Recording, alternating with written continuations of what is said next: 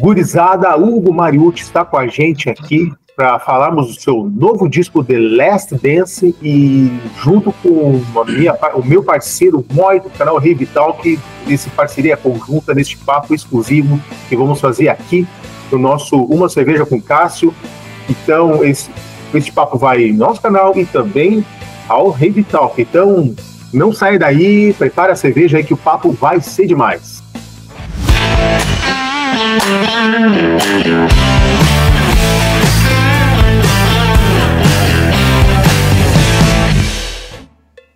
Gurizada, sejam bem-vindos e bem-vindos aqui na Ponta da Agulha e também no Rave Talk. Moita, prazer ter contigo aqui, já fizemos parceria juntos, mas em parceria de bate-papo, é a primeira vez que você está aqui no meu canal. Muito obrigado aí por aceitar o convite. Como é que tá, meu caro? Tudo jóia? Estamos bem. Um salve para os nossos membros do Rave Talk que estão assistindo lá no nosso canal também. Se inscrevam na Ponta da Agulha, façam esse favor que a gente está aqui unindo forças hoje para entrevistar o grande amigo Hugo.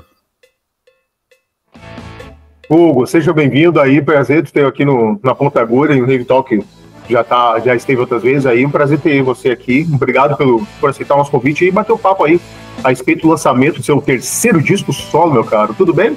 Tudo bom, o prazer é meu aí, legal demais estar falando com vocês. Maravilha. E antes de começarmos, como o Moita disse, por favor, pessoal, inscrevam-se no canal do Rave Talk também aí, como ele traduziu perfeitamente aí, unindo forças, somos muito mais fortes aí em prol da boa música. Moita, eu faço questão de começar o nosso bate-papo aí, o que você queira perguntar aí, para iniciarmos a nossa resenha aqui com o Hugo. Fica à vontade, meu cara.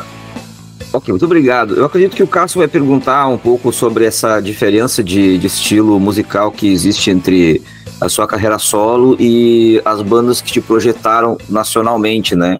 Que existe essa diferença, a gente sabe disso.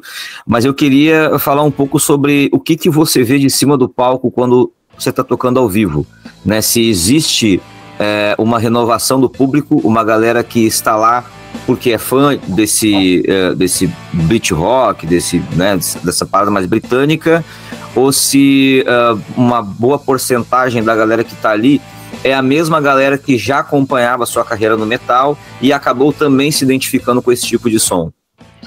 Então, eu falo que o mais difícil é você sair não sair, mas quando você faz um trabalho diferente, esse trabalho tem um público diferente também, né? Então, para você sair desse meio que você está inserido ali, que você é conhecido, é bem difícil, né?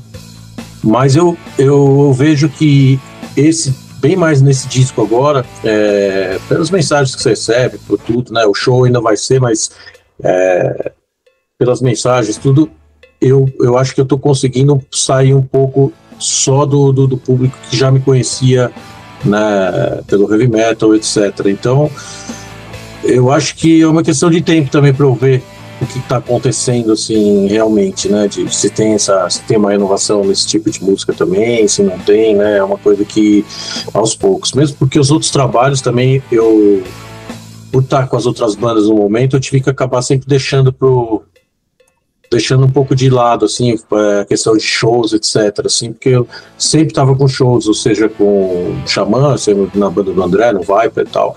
Então, agora sim que eu tô só com esse projeto que eu tô conseguindo ver mais tudo isso de perto, assim, né? Então ainda eu acho que vai ter um tempo para eu conseguir entender exatamente o que acontece, né? Perfeito. E do teu terceiro disco, The Last Dance, ele tá bastante britânico. Tu pisa fundo competentemente nele, com arranjos suaves, canções que respeitam o seu timbre de voz, como a própria canção que, até particularmente, se tornou uma das minhas preferidas, a faixa título, e reforçando o seu estilo que está se consolidando desde o segundo álbum, For a Simple Rainy Day, e desvirtuando do primeiro álbum, que, pelo menos na minha percepção, parece mais gótico do ponto de vista eletrônico, a Black Sheet of Paper, que nele que ali já tinha alguns ensaios de beat pop. É um álbum que podemos dizer que define a identidade da sua carreira solo, o som do Hugo? Eu acho que sim, porque ele é um disco que, na verdade, ele passa por todas as fases, né, das músicas que eu escuto. Então, a própria faixa título tem muita influência de música dos anos 50, 60, tem músicas que têm influências do pós-punk da década de 80, mesmo do punk, e toda essa parte assim, da música britânica, assim, né? Então, eu acho que ele é um CD o mais completo, assim, se for, em termos do que seria a minha carreira solo, né? O primeiro tem muita coisa tem algumas coisas que já caminhavam nesse estilo, tem muita coisa experimental, mais experimental, até meio na onda do que o Tom York fazia um pouco também nos discos solos dele. Então, eu sempre, assim, eu nunca tive muito, não vou fazer isso porque não encaixa no CD.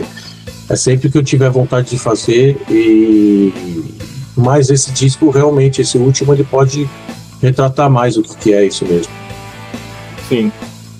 Por exemplo, a própria faixa título ali, fazer até um tom de brincadeira aqui, mas é uma referência, um Special Smile do Elvis Presley, aquele lance orquestral, a balada suave. Eu falo que essa foi a música mais difícil que eu fiz no disco, assim. É mesmo? Porque eu falo na parte de mixagem, de produção, eu queria chegar num som que lembrasse essa época, né? E assim, foi a que deu mais trabalho, né? Para você pegar e botar o tipo de arranjo, né?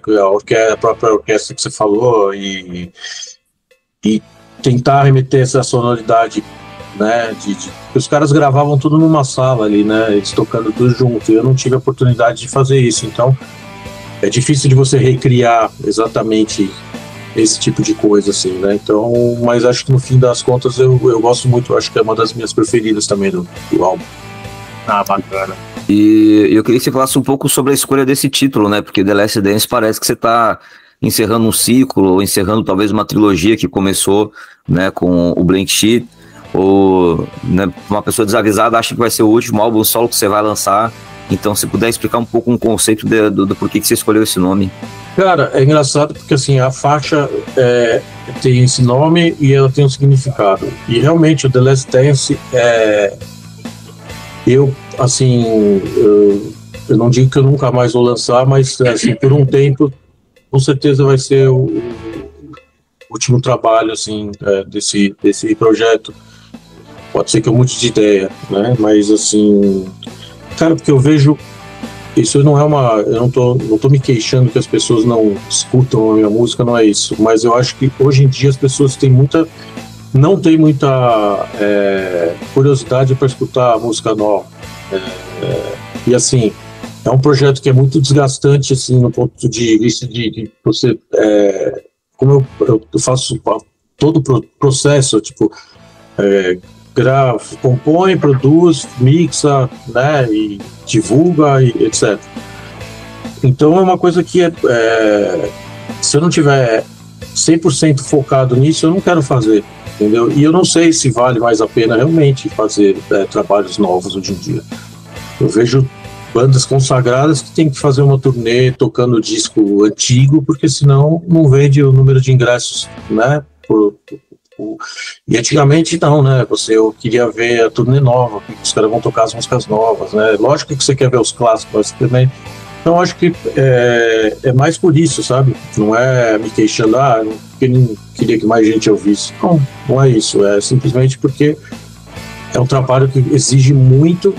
Eu só vou fazer se eu tiver 100%, porque eu não vou lançar um negócio que eu não seja 100% satisfeito. Então, é realmente uma coisa de você pesar e ver se vale a pena, hoje em dia, você ter todo esse trabalho, né? É isso, é meio por aí. Então, eu quis botar esse nome, que não tem a ver com a música, é outro significado que tem da música do que tem o nome do disco. Mas as pessoas acabam já fazendo referência, né? Sim. Já chama atenção.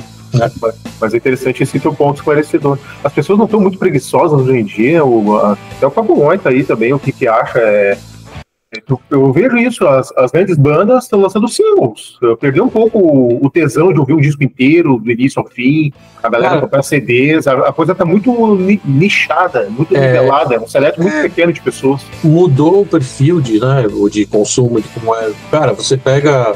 A gente tem acesso aos números, né, às vezes do disco todo, e você vai vendo, tem uma curva descendente, assim, da primeira música para a última, fazendo assim, a não ser que a 10ª música seja um single, e aí você vai ter um número de plays maior, mas geralmente, cara, a média é assim, vai baixando, entendeu? Então isso mostra que realmente o consumo mudou, né, mudou o jeito de se escutar música. Eu acho uma pena porque, assim, você monta uma ordem pro disco porque tem toda uma história, né, dentro de... É como se fossem os capítulos de um livro ali, né, que você tá escrevendo. E muita coisa é perdida porque, né, é muita informação, na verdade, né, tem muita coisa, eu acho que tem muita banda, tem muito tudo, né? Notícia, por exemplo. Quantas pessoas leem a manchete e já vão discutir o assunto pela manchete, nem lê o que está escrito na notícia. Isso é uma coisa que pelo esse volume de informação que a gente tem, né? Existe uma mudança de... Assim, não existe mais o fruir de algo, na verdade, né? Eu acho que hoje o consumo ele foi direcionado as pessoas querem as coisas muito rápido, elas não vão parar para ouvir um álbum, elas vão colocar um álbum para tocar enquanto elas estão fazendo outra coisa, e assim talvez escutem o álbum inteiro. Então, isso vai muito além. Eu acho que começou com as notícias que só se lia a manchete e saía debatendo sem ler a fundo. A música é outro alvo disso, e a gente está entrando numas agora de que, assim, no consumo de entretenimento já é assim há muito tempo, né? Não é à toa que o TikTok, o Reels e Shorts, coisas que se passam em 15 segundos a 90 segundos, tem os maiores acessos da internet hoje em dia. Inclusive no Heavy Talk a gente está remando para conseguir manter os nossos números com conteúdos de 20 a 30 minutos, que é o que a gente faz lá, né? Porque realmente é difícil as pessoas quererem parar para verem vídeos dessa duração. E a gente tem esse fenômeno acontecendo no cinema agora também, né? Que tem uma galera mais nova que não assiste o filme, eles assistem um resumo do filme no TikTok com cenas principais. E é isso. Tá acontecendo, sabe? Então, o fim, né? Olha, é o fim da picada. Então imagina aí, eu com 35 anos, que já assim, acho um martírio assistir 2001 Odisseia no Espaço, imagina um cara de 15 que tá acostumado com o TikTok, sabe? Não, é uma mudança. A gente virou tiozão. Tipo não, isso. Mas o engraçado é que aquela rede que surgiu do Instagram lá, como é que é o nome? O novo Twitter lá do Instagram? Não, como é que chama? Eu esqueci o nome. Aquela que você tem outro... Isso. Trend. Cara, eles falando assim, não, que agora você pode botar vídeo de 5 minutos na plataforma. E daí? Quem vai ver o vídeo de 5 minutos numa plataforma dessa, cara? Ninguém vai ver. Entendeu? Tipo, então você tem que meio que pegar a pessoa pelos seus 30 segundos ali, né?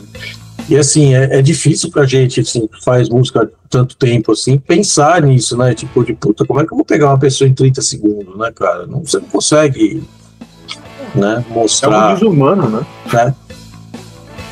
Mas vamos ver, né, cara? Uma hora, sei lá, se as pessoas vão sentir falta de música nova, né, cara? Porque... esse lance tá muito, né? Tipo, toda banda tem que fazer uma turnê calcada num disco do passado aí, né? E como é que foi a elaboração do disco, Hugo, do The Last Dance? Já era uma coisa, já tinha projeto na época do Xamã, ou foi uma coisa 100% desenvolvida após o fim da banda? Conta um pouco pra gente e pro nosso público os detalhes, como é que foi a criação dele, do repertório. Cara, eu sou, assim, eu sempre componho, né, muito, assim, e eu sempre gravo as ideias e tal. Durante a pandemia eu fiz muita coisa, depois também da pandemia eu continuei escrevendo. E eu já estava com o projeto de lançar esse terceiro disco, e com a separação do Xamã lá, eu só adiantei o processo, assim, na verdade, porque acabou tendo uma janela que eu poderia aproveitar para alguma coisa, e eu terminei de produzir todas essas músicas que eu já tinha escrito, e acabei lançando. Na verdade, eu tenho praticamente um outro disco pronto, assim, tipo, era questão de gravar algumas coisas, produzir algumas coisas, que estaria pronto também já. Mas agora eu não tenho ideia de quando que eu vou fazer alguma coisa, se eu vou fazer alguma coisa ou não, né? Então, mas foi um disco que eu vim fazendo, assim, eu fiz muita coisa durante a pandemia e muita coisa depois da pandemia também, algumas coisas. Sim. Perfeito. Maita? Não, e você falou sobre as pessoas, né, Fica travado aqui. Estariam um pouco desinteressadas em ouvir coisas novas. Que coisas novas você tem ouvido, assim, que você conheceu recentemente e que te inspirou ou né, te levou para outra direção? Eu sempre estou tentando ouvindo discos novos das bandas que eu gosto pra caramba, eu sempre vou atrás, fico esperando os caras lançarem alguma coisa, né? E eu acho que o trabalho que eu faço também de trilha, essas trilhas que eu faço pra série, essas coisas, me ajudam muito nisso de você conhecer músicas novas, tal. Por exemplo,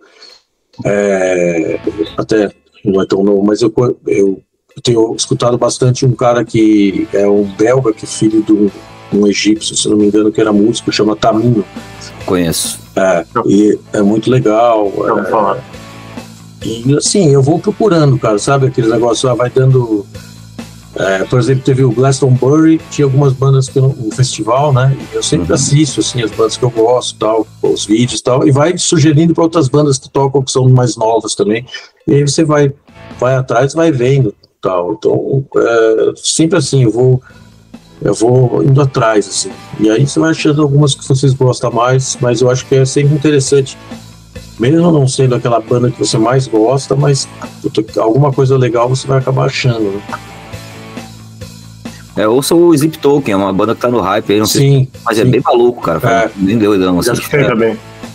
Bem alternativo, bem desvirtuoso, né? Eu lembro que quem me mostrou essa banda foi foi durante a pandemia, eu acho, um pouco antes. Alguém da Road Crew que falou, olha, essa banda, não sei o que, aí eu fui escutar.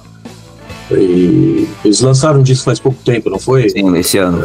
Então, eu tinha escutado o outro e agora eu escutei esse que lançou. Que eles lançaram. Mas isso que é legal, né? Você conhecer. Pra mim depende muito do estilo, assim. Se eu achar legal, pode ser qualquer estilo. E assim como as influências novas, as antigas, né? Talvez já tenha comentado um pouco disso, mas muita gente certamente tem a curiosidade de saber, né? Inclusive a vossa pessoa aqui. Como é que veio as influências do Britpop para você, os elementos eletrônicos, que no primeiro álbum ali me remete muito Chemical Brothers, Prodigy, Depeche Mode, e eu sinto no seu terceiro disco, não sei se é uma referência sua, mas a gente percebe, tem muito Johnny Marr, os Smiths ali, sem deixar suas características pessoais, mas ao mesmo tempo algumas pinceladas ali das timbragens de guitarras ali, poxa, acho que o Hugo curte Johnny Marr, então é coisa da minha cabeça. Não, inclusive a música The Other Side, eu tentei fazer uma linha de guitarra que é tipo como se fosse uma homenagem, assim, sabe? Ah, que legal. Eu gosto muito dele, assim, eu acho que as linhas de guitarra deles... cara, eu fico pensando, o cara tinha 18 anos quando começou a banda, né? E você pega com 18 anos as linhas de guitarra deles e fala assim, cara, é muito acima da média, assim, tipo... Eu falo de maturidade mesmo, assim, sabe? De construção de arranjos, esse tipo de coisa, né? E, cara, como eu te disse, eu sempre... na adolescência eu fui um cara extremamente radical, né? Eu ouvia thrash metal, algumas coisas de heavy metal, mas thrash metal era, tipo, o dia inteiro escutando. E até tinha umas coisas que eu até falei já uma vez, que eu tinha que escutar escondido para as pessoas me falarem, ele tá escutando um negócio que não é thrash metal, né? Tinha essa coisa, né, na adolescência. Não mudou muito, eu acho, até hoje.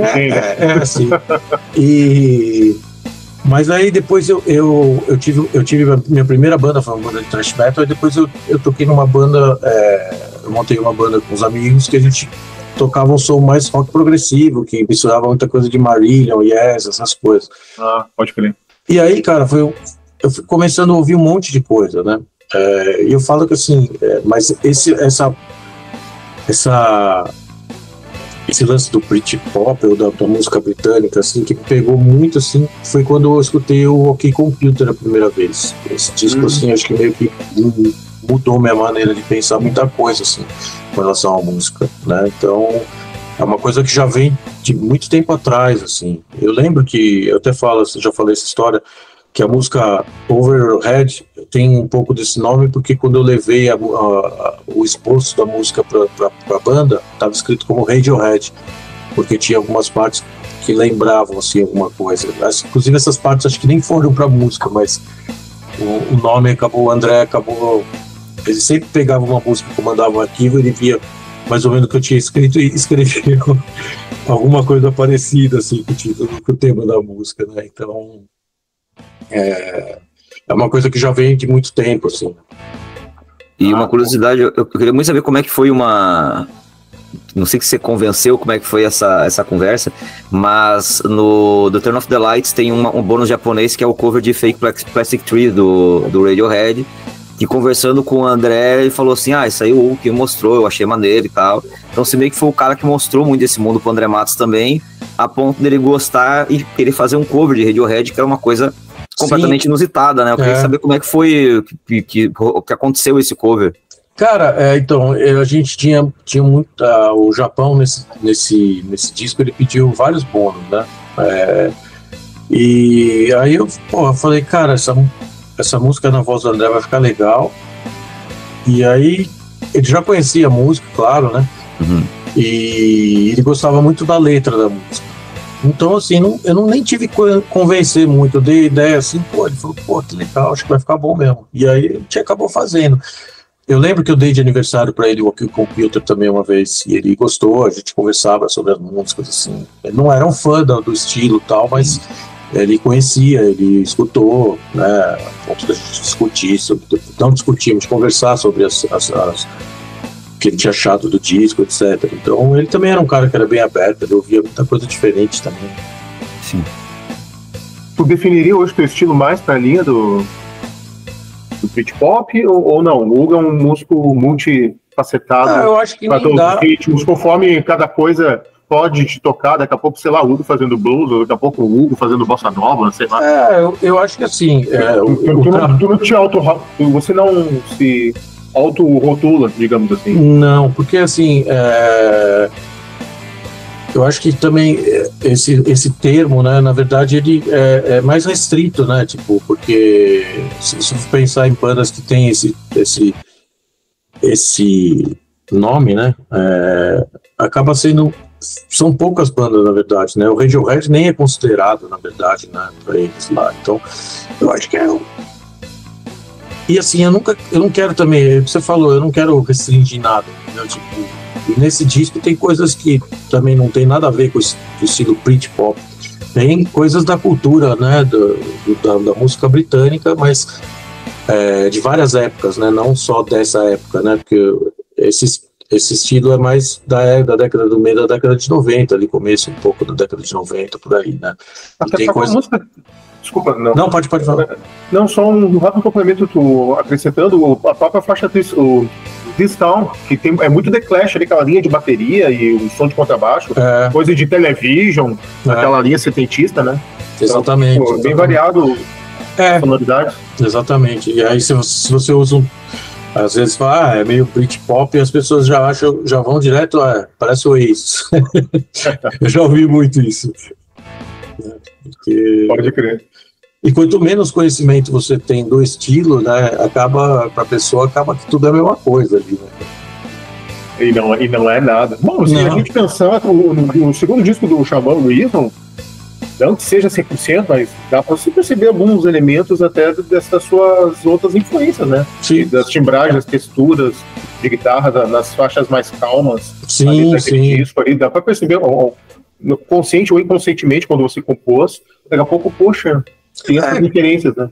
Porque cara, é uma coisa que tá no seu, né, é o seu jeito, né, cara, e seu jeito de escrever a música, seu jeito de fazer o arranjo, né? Então, mesmo que seja para um estilo que é muito diferente do heavy metal, mas as suas influências sempre vai levar, assim, né, cara? Tem um jeito, né? E eu acho que isso é legal, né? Faz parte do... Né? Uma banda é legal por isso, que cada um vai contribuir com o seu tipo de música, e por isso que o Angra é tão diferente do Xamã, que é tão diferente de outra banda, porque são características próprias, né, dos membros. Sim, sim. Mesmo tendo o André cantando, né, cara, você vai ouvir Viper, Angra e Xamã, são bandas diferentes, né, muito diferentes. Totalmente. E voltando para a questão do padrão de consumo, já que você mencionou o Xamã, Hugo, você está presente, acredito eu, que no principal DVD de metal do nosso país, que é o Ritual Live, e na questão audiovisual tem um impasse também que até mesmo quem está disposto a consumir um material mais longo tem esse impasse de onde vai tocar hoje em dia um DVD, né? Exatamente. Então, assim, para o músico, a criação de um produto audiovisual também é um desafio, porque agora se ele quiser fazer um DVD, ele vai ter um investimento que é tão alto quanto antes, porém um retorno menor, porque não tem como vender o material físico, acaba sendo disponibilizado muitas vezes por streaming que não paga também, ou gratuitamente no YouTube, sei lá. E nisso eu queria falar um pouco sobre produção de videoclipes, né? Tem um videoclipe do álbum anterior, que é o One Day, que eu acho muito bonito. Você lançou também para esse o Blur e o Too Late, além do lyric video do Ghosts, né? Mas eu queria que você falasse um pouco sobre, na vida de um músico, o quanto também mudou a forma de se projetar em materiais audiovisuais. Cara, na verdade...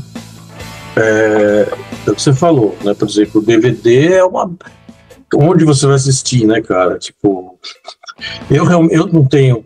Aparelho de DVD eu devo até ter aqui, mas nem tá ligado. Eu tenho um videogame só. O videogame, né? Que as pessoas. E CD, no meu carro ainda tenho. O meu também. Que eu escuto. Mas e aí as pessoas começam, tipo, por exemplo, o vinil já voltou por causa disso, né? Porque é uma coisa de colecionador, tem uma arte toda mais legal, né? Tem o tamanho, e assim, mas é um item de colecionador.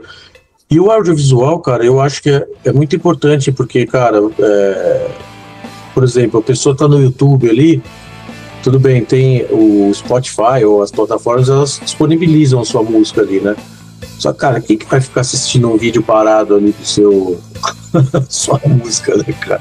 Os caras já não assistem nem o cara correndo, pelado, ninguém assiste. Imagina um negócio parado com o título da música ali, né? Não vai escutar. Então, é importante, cara. Acho que barateou um pouco o custo de fazer o videoclipe hoje, né? Isso perto do que era 10 anos atrás. Mesmo 10 anos atrás, eu lembro que, cara, a gente teve por exemplo, para gravar o videoclipe da Morte, do Xamã, a gente gastou bastante dinheiro. Mesmo que o Fairy Tail, né? O custo era bem mais alto, hoje em dia é um pouco mais baixo. Mas assim, para um artista independente também ficar bancando clipe toda hora também não é fácil, né? Então, cara, você tem que fazer você tem que ir pensando o que dá para você fazer dentro daquele orçamento, né? Se sabendo que é muito importante você ter essa coisa visual aí. Mas não é todo mundo que tem condição de fazer, né? Tudo assim, da melhor maneira possível, né, cara? É bem complicado. Porque assim, eu até falo, porque, por exemplo, eu fico pensando, né? Você fala assim, pô, eu mandei masterizar o disco em Londres e tal, né? Mas porque é uma coisa que o artista quer fazer da melhor maneira possível, mas, sinceramente, pouca gente vai notar ouvindo no celular onde foi masterizado o seu trabalho, entendeu? Você nem sabe que é masterização? Não sabe, infelizmente. É brabo. Porque são vários processos que tem, né? E às vezes, hoje em dia, eles ficam perdidos. Você não tem o nome das pessoas, né? De quem mixou, de quem produziu. Você sabia, antigamente você pegava, né? Pô, você sabia que era o produtor do Iron Maiden, que era o produtor de todas as bandas, né, cara? Isso era importante, né? Porque é um trabalho artístico também, né? Eu sinto muita falta disso, que ele estava escutando o seu disco ali, desde que foi lançado no dia 26 de junho.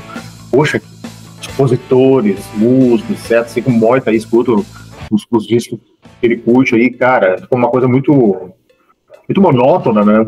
Muito passando. Muito plastificada, sabe? É só o som, a capa e acabou. Isso é triste. Não tem nada. Tem uns músicos que compõem contigo, Hugo, neste novo disco. Você tocou todas as faixas? Ou não? Teve uns músicos junto contigo? Não, quem compõe o time? As composições são todas minhas. Na bateria eu sempre chamo o meu homem de confiança aí, que é o Edu Cominato, né? Que é um baterista fora do comum, assim, muito bom mesmo.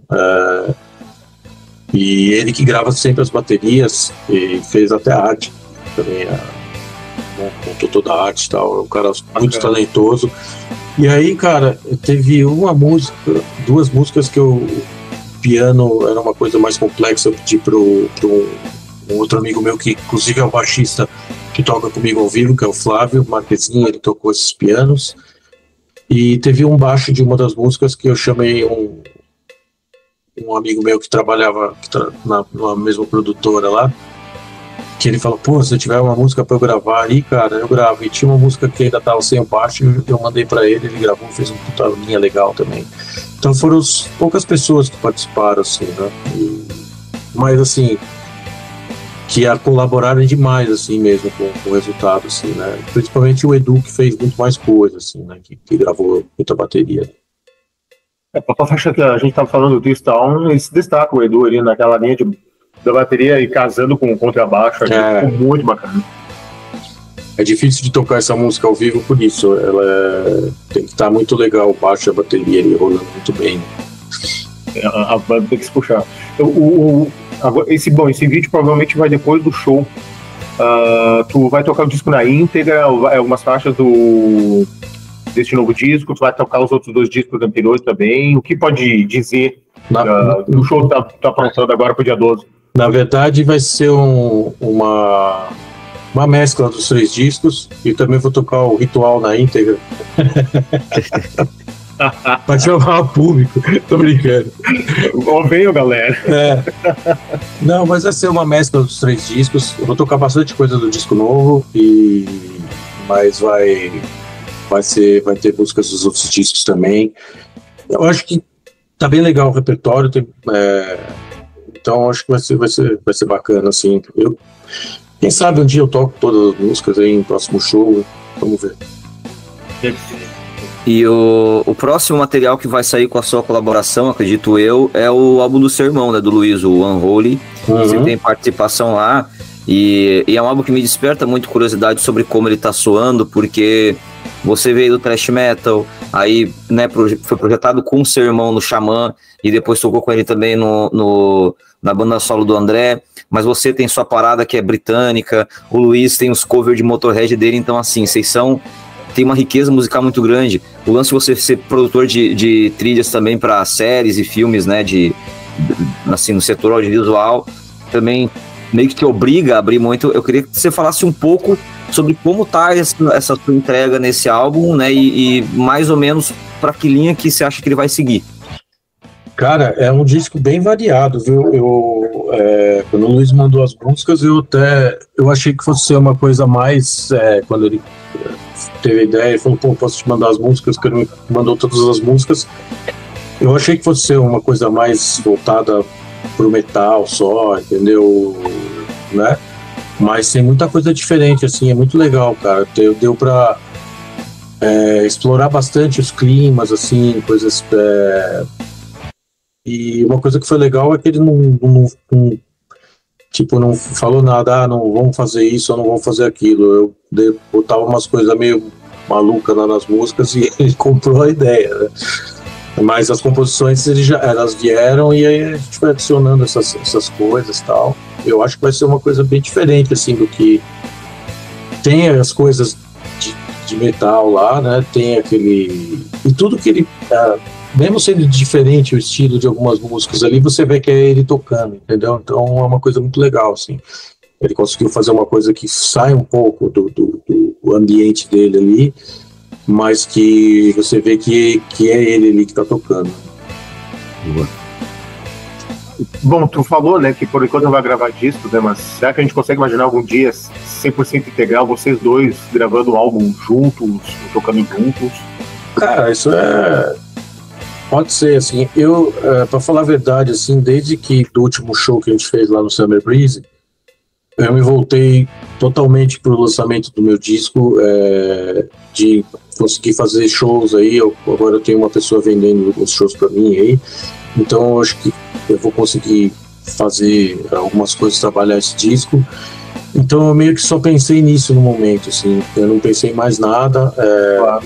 mas mesmo assim, né, você vê que eu fiz a produção das músicas do CD do Luiz, tal, então, assim, se uma hora tiver que acontecer de ter algum outro projeto, alguma coisa, né, e também tem uma relação muito boa com a Lídia, eu sempre a gente tem que estar falando de fazer alguma coisa junto pra frente. Bacana. Então, assim, nada impede, só que realmente é uma coisa que eu ainda não pensei a respeito, porque eu quero realmente focar. É a primeira vez que eu tô podendo focar no meu trabalho solo, né? Das outras vezes eu lançava ele, mas estava em turnê com as outras bandas, então nem show eu conseguia fazer porque eu não tinha esse espaço. E eu até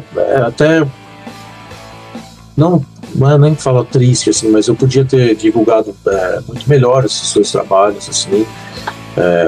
O For a Simple Rainy Day também, até mais, porque é um trabalho que eu acho que é muito legal também, entendeu? Eu gosto muito do primeiro, mas o primeiro era uma coisa onde também eu estava descobrindo o que eu ia fazer realmente, como é que ia ser cantar. Então, assim, tem muitas coisas que, assim, eu poderia fazer de uma forma diferente hoje em dia, mas também que também não vem ao caso, porque, assim, era a coisa que da época ali. Então, né, é o que refletia a época, então pra mim tá tudo certo.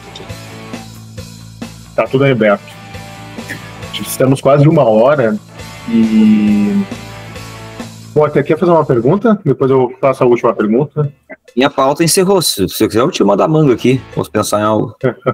Bom, tem um tema, Hugo, que vem acontecendo, e não só contigo, mas aconteceu com outros colegas seus dentro do gênero, assim como toda a cena do rock pesado, rock em geral. A questão de alguma parcela de pessoas que estiveram de forma muito maldosa e irrespeitáveis de comentários a respeito da sua sonoridade que você vem fazendo atualmente, né? E que você até manifestou publicamente a dar um distanciamento, etc. Quem quiser procurar seus discos, etc., manda um e-mail que eu vou dar um certo desligamento. E como aconteceu com a Fernanda Lira, até o Moita comentou no seu canal aí, o lance que aconteceu com ela.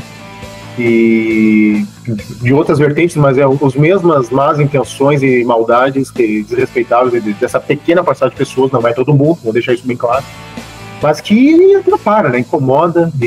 E eu gostaria de ouvir de ti a respeito como tu tem lidado com essas questões, dessas pequenas pessoas aí que, infelizmente, tentam estragar a imagem do artista, querer colocar o artista sob refém das coisas que o fã quer bem entender, e às vezes a pessoa esquece que ele é um consumidor de música e ponto. E o artista faz a música aquilo que ele quiser fazer, e quem quer consumir, beleza, e quem não quer, tá tudo bem. Só respeito ao trabalho dele, mas infelizmente nem todos entendem isso, né? E como você tem lidado com essa questão? É o seguinte, cara, eu realmente, assim, eu nunca liguei para pessoas falar assim, eu não gosto desse som, uma bosta, não tem problema para mim, realmente não tem o menor problema a pessoa não gostar. Pô, eu convivo com isso desde primeiro disco que eu disse, o Ritual, muita gente falou mal do disco, teve gente que falou mal, né, teve o Reason, muita gente falou mal, e por mim tudo bem, cara, o cara não gostar, achar uma bosta, falar que é uma bosta, não querer ouvir, isso não tem problema nenhum, isso faz parte, e eu acho que é saudável, inclusive, assim, não o cara vir te diminuir. O problema é que o que aconteceu foi muito além é a mesma coisa que quando teve a separação do Xamã, muitas pessoas falaram, é por política. Não é por política, é por outra coisa, não foi por política. Porque se fosse por política, já teria separado muito antes, porque os pensamentos sempre foram diferentes e tudo bem. O que aconteceu foi outra coisa. Então, assim, me doía ver nas manchetes, assim, a Xamã se separa por briga política. Não é por briga política. entendeu? Foi além, foi outra coisa. E da mesma forma esse lance, o Hugo tá chateado porque estão falando mal da carreira dele. Não é isso. Pra mim, assim, a pessoa pode ter o gosto que ela quiser, o problema é que ultrapassou, assim, foi uma coisa que de muita insensibilidade de quem postou, e assim, é o que você falou, são poucas pessoas, né? Mas, cara, a gente uma minoria barulhenta, né? E a gente, cara, tem dias que podia ser que tivesse um dia que eu lesse aquilo e não significasse nada pra mim. Mas tem dias que você pode não estar bem, você vai ver um negócio que estava escrito, o tipo de coisa que estava escrito, que não vem nem o caso aqui eu ficar falando, porque é tão baixo assim que não cabe. Tem dias que você olha aquilo e você é um ser humano, cara, sabe? E assim, é inadmissível as pessoas mexerem com coisas, com acontecimentos ruins que tiveram dentro da sua... Né, da sua vivência, citar a morte de alguém para te denegrir, entendeu? Tipo, isso daí para mim é muito baixo, né, cara? Então é o que eu sempre falo, cara, não gostar da minha música é normal, eu sei que vai acontecer isso, porque eu sei que eu sou conhecido por um outro tipo de música, e muita gente, assim como eu fui muito radical, tem muita gente que é radical até hoje, ou tem gente que não gostava e vai passar a gostar, isso é normal, isso pra mim não tem problema nenhum. O problema é realmente quando passa disso. E aí eu falei, cara, eu recebi isso, e foi bem no dia que aquela cantora faleceu. E foi uma pessoa que passou... e ela foi uma pessoa que passou por muita coisa, muito pior, né? Tipo, eu não tô querendo nem comparar, porque não tem comparação que aconteceu com ela. Mas, cara, aquilo, eu já tinha lido essas coisas que tinha escrito, e aí eu falei assim, cara, eu tô de cabeça quente, né, e eu não vou responder, o que eu vou fazer é me afastar um tempo aqui, e depois no dia que eu tava tranquilo, eu escrevi um texto falando, né, tipo, cara, quer falar mal, pode falar mal, a gente só pede respeito porque assim passa, né, eu fiquei sabendo mais ou menos o que aconteceu com o Fernando também, e cara, né, o artista é um ser humano igual qualquer outra pessoa que tá lendo ali, sabe, cara? Então as pessoas têm que ter cuidado com isso, assim, porque pode acontecer uma tragédia com alguém que não esteja preparado para encarar, né? Como aconteceu com essa mulher depois de um tempo, né? Você viu o que aconteceu com ela, né? Infelizmente. Perfeito. Melhor que isso, impossível. Então, bom, estamos encerrando aqui nosso bate-papo. Moita, convido você a deixar algumas palavras aqui. Agradecer o convite. Só uns segundos aqui, vai falando aí rapidinho. Vai falando aí, rapidinho. Primeiro, agradecer o convite, sempre bom falar com o Hugo. Já fica aí o convite, né, para depois do show aí, vamos ver se é até o final de agosto e setembro a gente marcar uma live lá no Heavy Talk também para falar mais desse álbum. Agradecer a quem já é inscrito do Heavy Talk, pedir que também se inscreva na ponta da agulha, né, pra gente fazer essa troca aí de inscritos. E é isso, fiquem bem e escutem aí não só a última dança, mas a dança completa do Hugo, né, se der uma oportunidade de ouvir os 3 álbuns, que eles conversam muito um com o outro, né, e é uma pegada bem diferente, mas porra, para um dia chuvoso, como já diria o segundo álbum, você vai dormir, quer dar uma relaxada, coloca ali, porque acompanha bem, né, para dar uma... É um bom álbum para dar uma acalmada nos ânimos, para, né, baixar a energia de um dia agitado, eu acho legal. E Hugo, obrigado. Moita, gratidão aí, que essa parceria seja a primeira de muitas. E rapidamente uma brincadeira que você faz no canal com os nossos amigos, convidados. Hugo, diz um disco que você mais adora e um disco inusitado que ninguém imagina que você adora. Jesus. Tipo, o que eu mais... O meu disco da vida é o Key Computer, assim, do Radiohead. Agora um disco que, cara...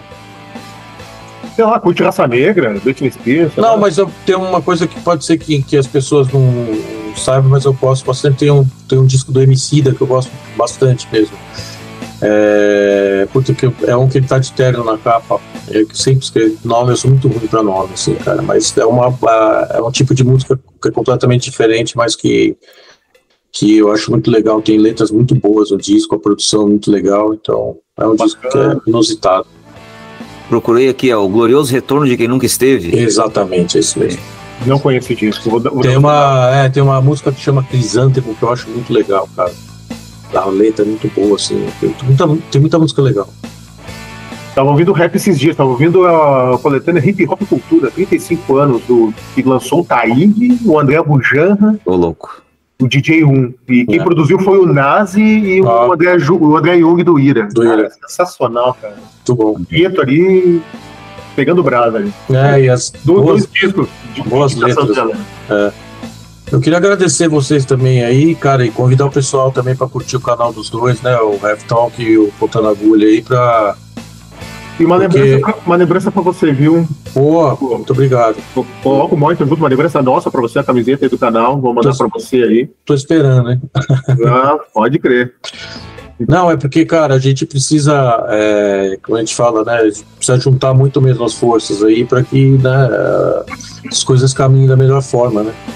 Com tanta subdivisão de tudo aí, a gente tenta, né, juntar as coisas aí para ficar todo mundo mais forte aí. Pode crer. Não, ainda mais são dois canais, assim, embora eu falo muito de rock, eu falo de outros vertentes também musicais, blues, reggae, bossa nova, samba. Não, muito legal. E os convidados multifacetados também, mas tudo engloba o rock, né? Sempre englobou e sempre englobará, né?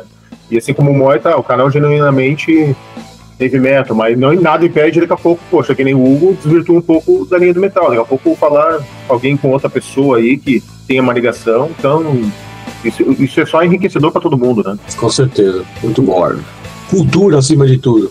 Isso. Sempre. Gurizada, não falei que o papo foi massa? Foi incrível? Então não esqueça, inscreva-se agora no canal do Heavy Talk. Baixe o disco The Last Dance, escute os 3 discos, escute na íntegra, por favor. Para com essa coisa de escutar 15 segundos, essa coisa precoce. Pelo menos 4 músicas, vai.